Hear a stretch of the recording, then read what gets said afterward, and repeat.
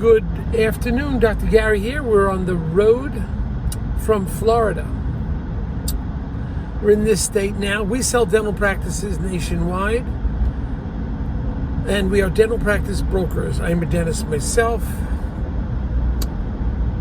And we're calling you from Florida. We're seeing practices here, and we just got back from Arizona last week looking at practices there too and selling them. Some nice ones down here, certainly, some great opportunities. So we have a situation that we're going to talk about on this tape. What are the seller requirements when selling to a private or a DSO? What must they disclose health-wise? We've come across some interesting issues that have just occurred in the last 120 hours. So it was something to talk about. Anyway, we're going to get into that today. So we are now 10 employees and in 22 states, East Coast through Arizona, Utah, Tennessee, Florida. So quite a few places that we're in now. We're working 363 days a year. We take off Christmas and Easter. 10 employees, including 2 CPA accountants. And we have some new hirees, which we're excited about, so we can grow. We will answer the phone from 7:30 in the morning until 9:30 p.m. every day, East Coast time. And every day except Christmas and Easter, we'll pick up the phone. So our phone number is 201-663-0935, 201-663-0935. Call us. It's getting bright out here in Florida. Excuse me, I need the sunglasses. So call us. And also, our website is dentalpracticeguide.com. A lot of information is on there. So we'll be more than happy to help you and put something together for you, whether you're a buyer or the seller. If you're a seller and you're selling a large dental practice to a DSO, we can help you because often they will pay, they'll pay our commission. And based on certain criteria, we can get your legal fees, all of them, reimbursed at closing based on criteria. The information you're about to hear is for entertainment purposes. It's not legal or business advice. All right? So let's start from here. Now, this is an interesting thing. We've had some crisis in the last 120 hours. What is the obligation of a seller to the buyer? What's their obligation when it comes to health issues, whether it's a previous health issue or a current health issues? Now, there's all kinds of HIPAA laws that are applied here. But at the same time, you have a situation where, a buyer's making an investment, whether it's a DSO or it's a private buyer, they're making an investment in you.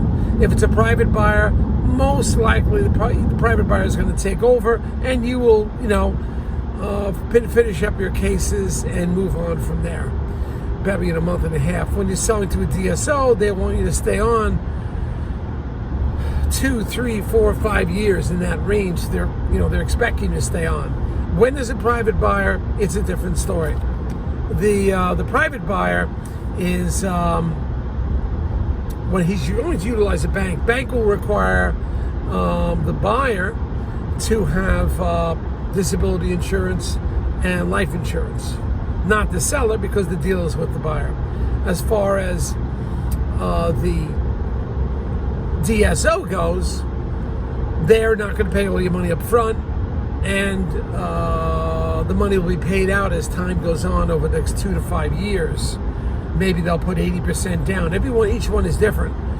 But obviously, if you're going to be disabled right after the closing, it's going to be a problem. You won't be able to collect that extra 20%. It'll be a hardship for you, a hardship for them. So the answer is dental attorney. Consult your well-experienced dental attorney to share with you, based on HIPAA laws, what information about your health you can and cannot share, and what the buyer can and cannot ask. It's a lot of regulations when it comes to this. But we ran into certain situations recently, and this topic has come up. Hadn't come up before. Often, I tell you, I've been doing this 11 years. Every deal is different. So those of you who have done 5, 6, 7 deals and think they know how to do these, it's different every time. There's always another crisis. There's always another problem. There's always something going on. Without the use of an expert dental attorney with tremendous experience, you may run into a problem. Don't try to save money and using a non-dental attorney. We've countlessly mentioned this multiple times. But now when there's a health issue, you've got to find out what your rights are and so forth. And you want to be fair to everybody too, especially the DSO, because if they know what they're dealing with, they can restructure the deal a little bit if they know your health is a little compromised. And this way they can prepare to have another associate in there in the event your health is failing. This way you're fair to everybody. So it's always best to work out for you. You go to your dental attorney and you speak to them and ask for their guidance in a situation like this, because this could go a lot of different ways. But we run into these real life incidents and we're experienced with them, and we're also prepared for chaos the last minute. That's what we do for 11 years. All of a sudden, if you're just going to buy it, go directly to the seller and don't use a broker, there's nobody there in the middle to manage these things, and you don't have the experience to draw on. Not that you're not an intelligent doctor or whatever, but you don't have that experience, and there has to be somebody in the middle negotiating. That's what we do. We are your middleman. And sometimes our services could only or use the entire process, but it may be a critical time for 1 hour that we were privy to everything. We knew the buyer, we knew the seller, we're in between, and we could do damage control, help you with damage control. If we're not there, you got to handle it yourself. And if you're having a problem with you as the seller, with the buyer, or you may not be talking to each other. It's just a hard situation. We are the neutral party. Although we do represent the seller, we're still trying to find a practice for the buyer.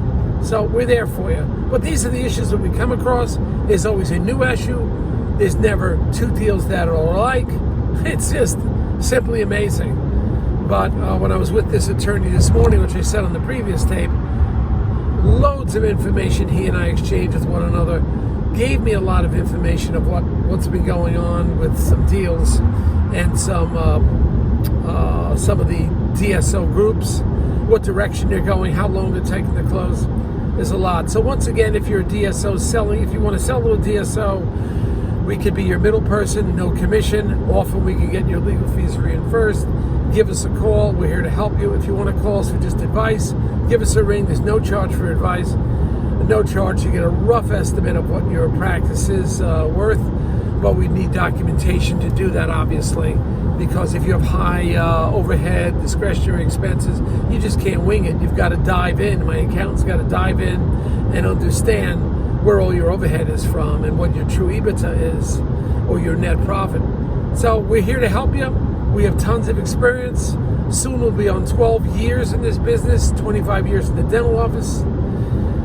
But we're having fun every day, and we are in Florida, and it is beautiful. Too bad I have to leave today. But had a great beach day, went out on the boat, caught a fish. I should post that fish. I think it was 3 or 4 pounds, but it felt like a whale pulling in. All right, we'll see you now. Bye.